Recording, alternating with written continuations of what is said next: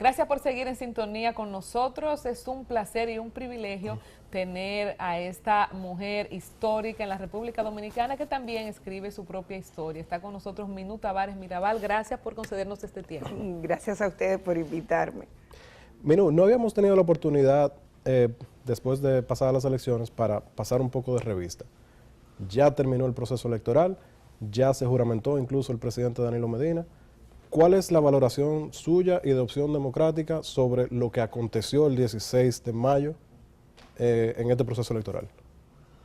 Yo he dicho en estos días que, en primer lugar, bueno, ya es, como dicen los franceses, un fait accompli, ¿verdad? O sea, tal y como suponíamos que iba a ocurrir, pareciera que con la juramentación del presidente se queda atrás todo lo ocurrido para hacerla posible. Es decir, todo lo que fue el soborno del Congreso Nacional, todas las irregularidades que plagaron el proceso para su elección y todo lo que significó ese 15 de mayo que ha sido calificado, y no solamente por la oposición, sino incluso por los organismos internacionales que vinieron a ser observadores, como un proceso en el que se produjo un gran retroceso democrático en la República Dominicana. Pero ahí estamos, y la lectura a lo que ocurrió el 16 de agosto pasado, pues es una lectura que refleja el carácter de continuidad, al contrario de lo que había anunciado el presidente, que este gobierno va a tener. Y lo reflejó su discurso y lo reflejó también el gabinete que escogió para que lo acompañe. Yo creo que este será un gobierno que estará también muy orientado por el librito de Joao Santana, como estuvo el anterior. Y ya se empezó a ver desde el principio, incluso después de que pasó el 15 de mayo. Hablando precisamente del 16 de agosto y lo que fue el acto, en el caso específico de la posición de la oposición respecto a los pañitos negros sobre los micrófonos, los letreros exigiendo un código electoral y todas estas manifestaciones, ¿cómo usted pondera la posición de la oposición que se retiró también para la juramentación del presidente Danilo Medina? ¿Cuál es la línea, usted también como parte de esta oposición, a seguir? Bueno, la oposición tiene que hacer oposición, y eso es hacer oposición. Lo que la oposición hizo en este caso, pues es lo que le correspondía hacer. Le correspondía manifestar su protesta ahí en relación con lo ocurrido durante el proceso electoral y la elección de las autoridades a todos los niveles. Le correspondía manifestar su oposición con respecto a una decisión que refleja el carácter de proyecto autoritario que tiene este gobierno, con la designación de la propia hermana del presidente de la República al frente de la Cámara de Diputados, que tiene una responsabilidad de fiscalización, que por lo tanto le obligaba por lo menos a guardar las formas, porque como dice ese viejo refrán, la mujer del César no solo tiene que ser seria, también lo tiene que aparentar. Y aquí no hay cuidado con las formas. O sea, que Fidelio de Pradel lo hizo bien cuando no... Yo creo que él hizo bien. De hecho, él hizo mucho menos que lo que hizo el PLD en el 1990. O sea, el PLD en el 1990, que era oposición, que estaba denunciando un fraude con características incluso menores que las que ocurrieron en esta ocasión. Fue más agresivo. No solamente se negó, impidió que se instalaran las cámaras legislativas, tanto en la Cámara de Diputados como en el Senado de la República. Y el presidente Balaguer lo tuvo que juramentar después de una hora y pico lo terminó juramentando el presidente de la Suprema Corte de Justicia. Y las cámaras se vinieron a instalar, las presidencias de las cámaras, varios días después. De modo que el PLD no puede decir que lo que se está cometiendo, no, se está haciendo un acto de oposición normal que ocurre en cualquier país. O sea, donde haya mínimos garantías democráticas. Pero ahora, ya como comenzamos diciendo, ya... Pero lo que pasa es que aquí ustedes saben cómo se maneja incluso toda la comunicación. O sea, esto se ha presentado como si fuera un atentado casi un atentado contra la institucionalidad. Una agresión a la Sí, mujer. pero Y cuando- en absoluto tiene nada que ver. O Pero sea, cuando la oposición realmente no sale a los medios a explicar ni a dar su razonamiento de por qué hicieron la cosa, también es un poco difícil de darle un poco de razón. Pero mi bueno, pregunta- pero no es que no es solo eso, fíjate. Es más grave que eso. O sea, Fidelio Despradel intentó decir unas palabras y eso se le impidió en el hemiciclo. En el hemiciclo. Empezaron a vocear, a gritar en un comportamiento que se ha ido haciendo de más en más bastante regular en el Congreso y sobre todo entre muchos de los legisladores del PLD, que cuando alguien empieza a hablar en ejercicio de sus atribuciones como representantes, ellos empiezan a vocear y a insultar a voz en cuello ahí. A gente incluso con muchísimo prestigio y que hablan con mucho respeto, como Hugo Tolentino Dip, en este periodo que recién acaba de terminar. Pero- Entonces, eso es un reflejo de la intolerancia, pero además resulta que en ese momento las comunicaciones se cayeron, de modo que nadie sabe bien qué fue pasó? lo que ocurrió, porque no permitieron que se transmitiera, porque ellos sabían que ahí iba a haber una situación que no les gustaba. Entonces hicieron un poco, sin llegar a los extremos, lo que ocurrió en el año 2001 con Lila Alburquerque. O sea, que intentaron que no se supiera lo que había ocurrido. Pero, mira, Menú, pero con esta experiencia acumulada que usted tiene dentro de la Cámara de Diputados, ¿qué se puede prever ahora para la escogencia del Consejo Nacional de la Magistratura y la escogencia de los jueces de las altas cortes? Porque si vamos a tener un problema mayor a lo que ocurrió ese día, que dentro de todo fue normal, ¿cómo se va a... en cómo primer va a lugar, pasar eso no fue un problema. Eso fue la manifestación de lo que ocurre en cualquier congreso donde hay representación de diferentes fuerzas, de diferentes posiciones. Eso no fue ningún problema. O sea, y evidentemente se resolvió poniendo a quien institucionalmente correspondía ¿Pero qué poner situación se después. puede prever entonces el día de, cuando se vayan a elegir las Todos llamadas los altas días son cortes? día de en el Congreso. Es Las llamadas importante. altas cortes. Bueno, yo creo que se puede poco. La verdad es que se puede poco. ¿Por qué razón? Porque el PLD no necesita a nadie en este momento para imponer lo que quiera. Y ha demostrado que está dispuesto a hacerlo. Que no le falta ni voluntad ni vocación para hacerlo. Por lo tanto, ellos pueden hacer lo que ellos quieran. Minú, si no fuera Ahora, hermana- ¿eso es correcto? Es lo que yo pregunto. Si Yomaira Medina no fuera hermana del presidente Danilo, ¿celebraría Minú como mujer la escogencia de una mujer en la Cámara? ¿Es la condición de ser hermana específicamente del presidente lo que se cuestiona? Pero por supuesto que sí, pero tú no te puedes desvincular de lo que tú eres. O sea, yo soy lo que soy.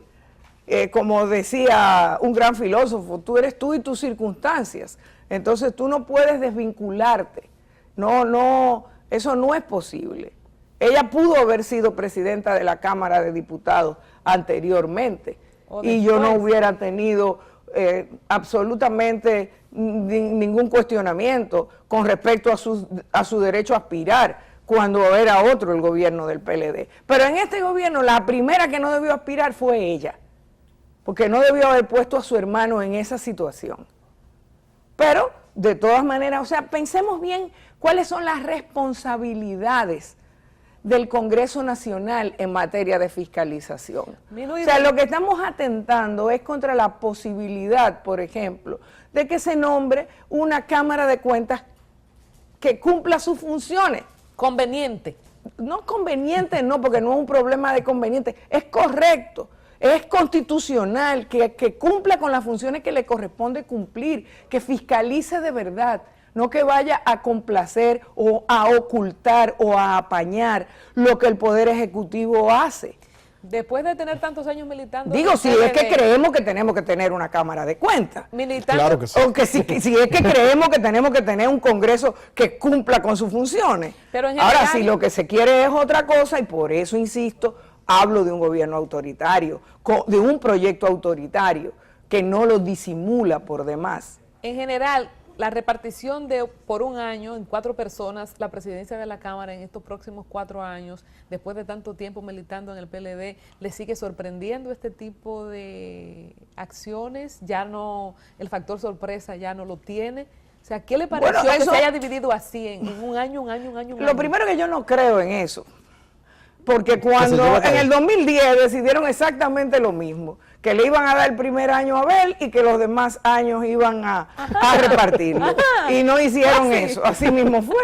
O sea, eso fue lo que ocurrió en el 2010. Entonces, y todos sabemos cuál fue el desenlace de esa historia. Entonces, bastante triste para la Cámara de Diputados.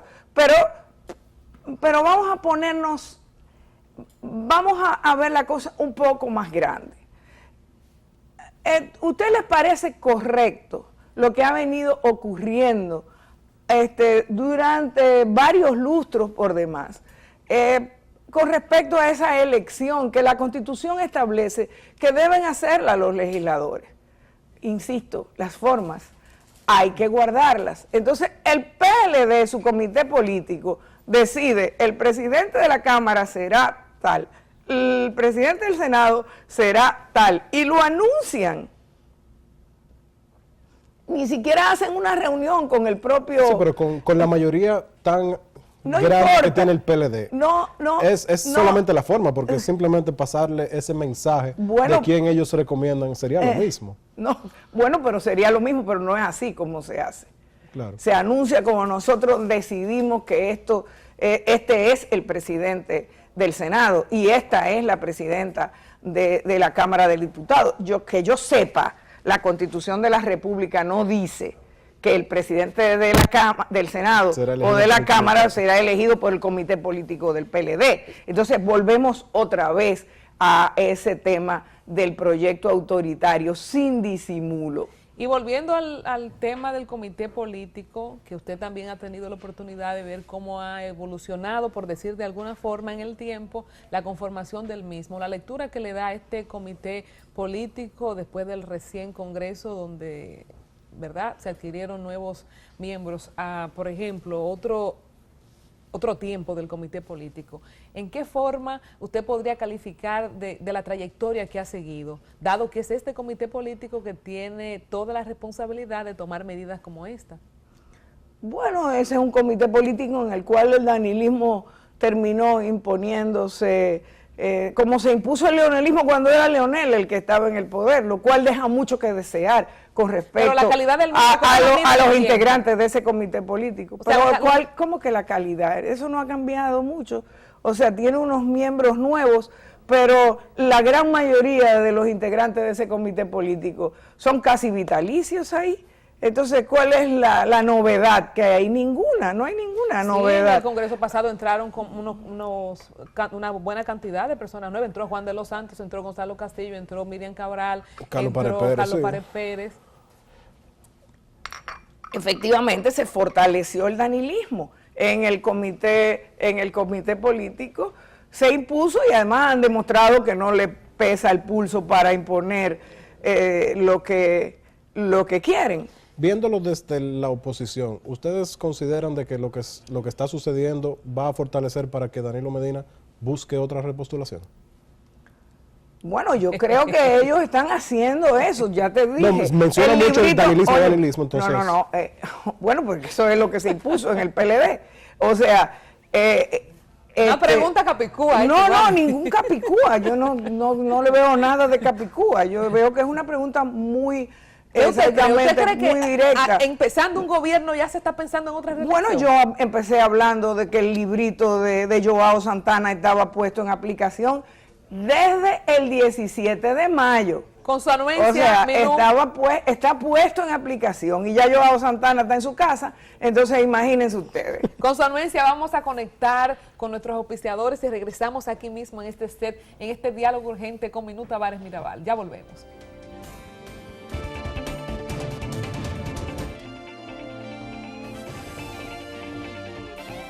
Gracias por seguir en sintonía con nosotros. Conversamos en este diálogo urgente con Minú Tavares Mirabal y muchos temas que no podemos dejar de tocar, ¿verdad, Iván?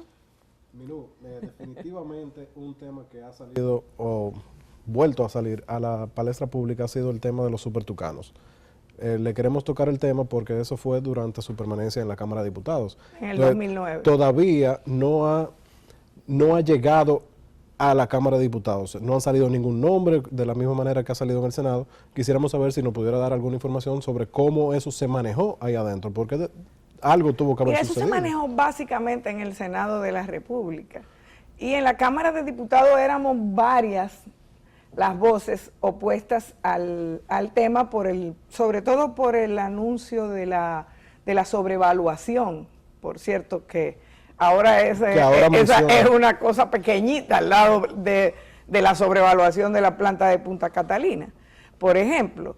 Entonces, como había esa oposición, el presidente del Senado y secretario general del PLD convocó al bloque de diputados del PLD para bajarle línea y para que en el bloque se decidiera la aprobación de ese proyecto. Y así fue. Así fue. Y se votó en el bloque, uno de los pocos temas que se votaron en el bloque. ¿Usted no votó, por ejemplo, respecto a eso? No, yo estaba en contra, pero el bloque decidió que había que apoyar el proyecto y allá fueron muchos de los nombres que se están ahora ventilando, como Peña Antonio, como Piccini y algunas otras gente más, y varios senadores.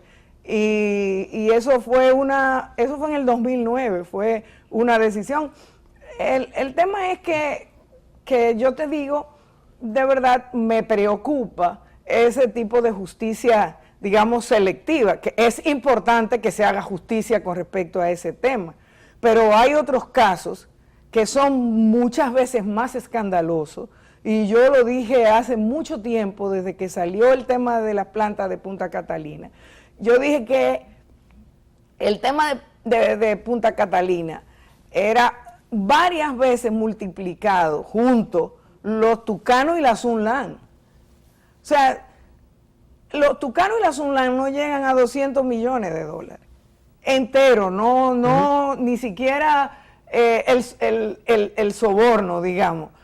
Todo el monto total de lo que costaron, con soborno incluido.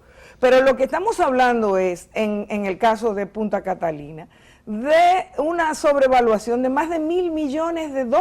Pero antes de tocar Punta Catalina, y ese tema, incluso pero no es nosotros pusimos el legislador, si todo el bloque, por ejemplo, el bloque de diputados votó por el proyecto, no, y si eso se manejó al más alto nivel del partido, ¿qué hace a uno pensar que un senador cualquiera de cualquier provincia? Bueno, porque siempre alguien moviliza los temas, no te pierdas.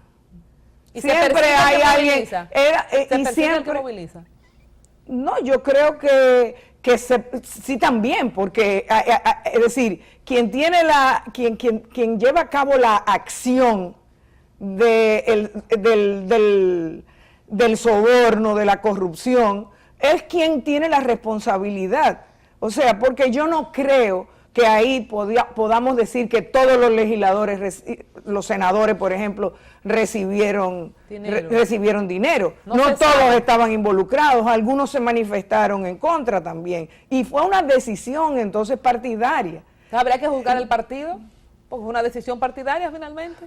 Bueno, desde ese punto de vista no se haría entonces justicia nunca, si eso es lo que tú crees que hay que hacer. Y lo que estás planteando. Yo creo que queremos establecer, Minú, ¿por qué un nombre en específico? Si alguien tomó soborno y ese dinero se repartió, bueno, ¿por qué un nombre específico? Porque yo no conozco las intríngulis del asunto, pero lo que se ha dicho es a quién se le entregó. Entonces, y lo han dicho no aquí, lo han dicho fuera de aquí. Pero eso también ha sido algo también manipulado, porque dentro de los expedientes de fuera no aparece el nombre de ese senador, que aquí sí está saliendo. Entonces ahí parece como que se le quiere hacer daño a una persona específica en vez de la cabeza o del grupo que realmente manejó el tema. Bueno, yo no conozco tampoco las intríngulis de poder que se están manejando ahí a lo interno. Pero estamos claros de que es una lucha de poder que está sucediendo a nivel del Senado, a nivel del partido? Bueno, evidentemente no es ganas de hacer justicia lo que movilizó este tema, por una razón muy sencilla, porque hacer justicia implica hacer justicia tabla rasa, con todo. Tenemos 3 minutos. Absolutamente con todo. La denuncia de Plantas Catalina, de Punta Catalina, lo que se ha establecido, que usted dice que es un soborno histórico, No. ¿Cuál es el curso que esto está tomando? Pero eso estuvo hasta en la Suprema Corte de Justicia denunciada, las irregularidades que hubo en la licitación de esas plantas. Y lo que le va a costar a este país, lo van a estar pagando nuestros bisnietos. Pero Lo ellos dicen que eso- eso va a bajar la electricidad. Bueno, pero ellos dicen muchas cosas. El presidente dijo que no se iba a reelegir nunca y que eso era como tragarse un tiburón podrido. Y ahí está. Entonces, ¿Usted cree que pueda salir con eso nueva vez? bueno, yo no tengo absolutamente ningún elemento que me haga suponer que él ha cambiado de actitud y que ahora es ético y moral, como él ha anunciado tantas veces que iba a actuar y que se le olvidó ahora. O sea que Minú, el tema... yo creo que tenemos un gran reto en este momento, que tenemos un gran reto que es el reto de la democracia dominicana, que es en realidad lo que tenemos que construir, porque el problema que hay en la República Dominicana es un problema de esa magnitud. ¿Cómo Opción Democrática va a ayudar a ese fortalecimiento de la democracia dominicana? Así estamos trabajando, por eso estamos trabajando en la construcción de una institución de la democracia como son los partidos políticos. Aprovecho, ya que estoy aquí, para contarles que estamos discutiendo en Opción Democrática un poco pensándonos como país, repensándonos, viendo cuáles son nuestros problemas, discutiéndolos, debatiéndolos, y hemos inaugurado lo que nosotros llamamos la Plaza Democrática. Y en esa Plaza Democrática vamos a discutir los temas nodales de la realidad política, económica, social de la República Dominicana. En este mes estamos discutiendo el tema de la reforma fiscal. Mañana, martes 23 de agosto, cuando precisamente cumplimos un año de nuestro nacimiento formal como partido, a pesar de que se nos ha negado el derecho que tenemos a existir y a nuestro reconocimiento cuando cumplimos con todos los requisitos, mañana vamos a celebrar ese primer año con la segunda edición de la Plaza Democrática, la discusión sobre el tema fiscal, y vamos a tener la participación de Pavel Isa, de Maritza Ruiz del Observatorio de Políticas Públicas de la UAS y también de Antonio Taveras de la Asociación de Industriales de Herrera. O sea que vamos a ver un panorama global acerca de las diferentes propuestas y a fijar nosotros además nuestras posiciones también sobre estos temas y otros temas, y en septiembre entonces abordaremos en dos nuevas versiones de la Plaza Democrática. Una página web, redes sociales para que la gente pueda ampliar. @odemocrática en Twitter. Y es más o menos, ahora me mata, tendría que buscar el Bueno, pues el puede nombre. buscar pero a nos través puede del buscar, Facebook nos también. puedes llamar, opciondemocrática.com, puede encontrarnos en las redes, nos pueden llamar al 809-563-9444, pueden asistir, pueden mandar a cubrir la actividad. Claro que y sí. Estamos ahí y estamos además con la vocación, con la voluntad y con el compromiso de trabajar por la República Dominicana, por la democracia dominicana que necesita ser construida y también porque creemos que la política es un instrumento noble, el único a través del cual se pueden hacer las transformaciones que necesita nuestra sociedad. Muchas gracias, nos quedamos con deseo de seguir conversando con Minú Tavares Mirabal, las puertas abiertas siempre de este diálogo urgente para este objetivo. Muchas gracias. Así nos despedimos, mañana tenemos otra cita, como siempre a las 6 de la mañana, Teleradio América, Diálogo Urgente.